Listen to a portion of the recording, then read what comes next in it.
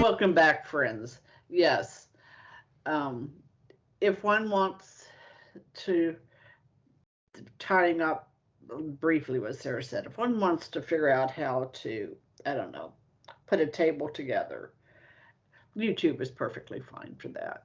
Right. But if we want to actually have an understanding on theology and sanity, or books and that serendipitous learning, oh my goodness, that happens with a book. Right. That happens with a book. All right. Realistic epistemology is the sign that man does have the capacity to be in touch with the world. Epistemology comes from the two Greek words episteme, knowledge, and logos, reason, word, or study, which taken together is the branch of study that concerns itself with how man knows something, what is happening in our minds when we know something. Realistic points to the certitude that man can be in touch with real things. A realistic epistemology says, I really am reading this blog. It's just not some phantasm. Right. Believe you me, Kant, Yes. the modern philosophers, they're rife with this kind of thinking. And how do I, and this is the mysterious part. So this is, we can go off just a bit. This is the mysterious part of how do you know? Right, Adam, that Mr. Adams asked, how did you know? Teach me so I don't make it. So Sarah and I, we've been trying for years to teach. Right. And we'll continue as long as God calls us to do that. Mm-hmm. Because that leap within the individual from opinion to knowledge is different for each person. It takes into account your background, your experience, your level of formation, and frankly, in morality. Right. It's really hard to see the truth when you're living an immoral life. Right. I mean, that's the old expression that sin makes you stupid. It does. Yeah. And nobody likes to hear it. And I'm sorry if you don't want to hear it, but that is the truth of the matter. Right. So this point of view, realistic epistemology, is contrasted with an idealism epistemology, which posits that we don't know existences. And oh my gosh, the name just escapes me, but nominalism is like this. You know, Rose is just a collection of letters we attach to some object we could have called a chair rose. Right. That's saying we don't know the essence of the existence or the essence of something. There is an unbridgeable gap between the subject, the person's mind, and the object. Unbridgeable. We're back into idealism. We can know the content of our thoughts, but we really don't know if it is accurate. An idealistic epistemology says it appears that I'm reading this blog. I don't have any real knowledge that it is a blog. Solipsism is an extreme form of idealism. In this philosophy, we only have consciousness without any capacity of the mind to get outside of oneself. I have my point of view, and you have yours, and there is no power to set it right. Moral relativism. Yeah. Some might wonder, how could anyone ever hold this position? And I'm taking this up, and I wrote this before COVID. I propose mass hysteria is an excellent portrayal of such a phenomenon.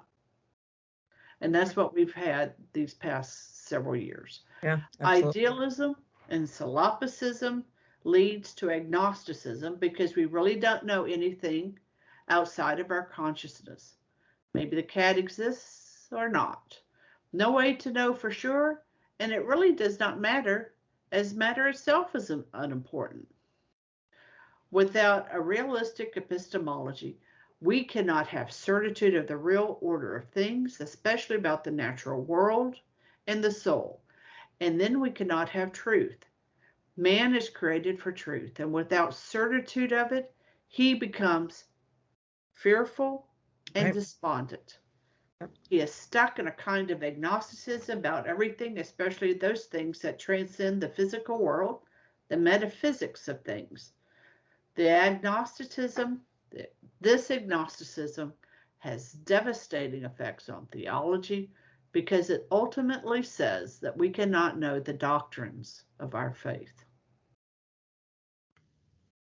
Yeah, and I mean, you can just see the despair, right? I mean, I just saw some statistic that, I mean, I don't remember who was the person who was taking the information, but it was upwards of 57% of liberal women have been treated for mental conditions. And you can see that this living in a world where you delude yourself into believing that what you see is not what you see cannot fail to lead you to insanity. I mean, no matter what you say, Theology, insanity. I know, precisely. That's when you right. pick up a brick, that's right, and you bang it into your head, that is a real pain. You can lie to yourself and tell yourself that it's not a real pain, but at the end of the day, you will do yourself severe harm by failing to assent to, as you were saying, this realistic epistemology. We can know things. We are created to know things. There would be no purpose for a human being to be created with 5 senses. They would have no purpose. What would be the point if it wasn't to be able to discern the world around you?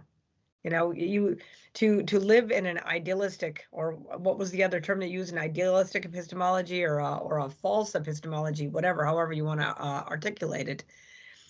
You don't need to be able to smell. You don't need to be able to see. You would never need to be able to taste, touch.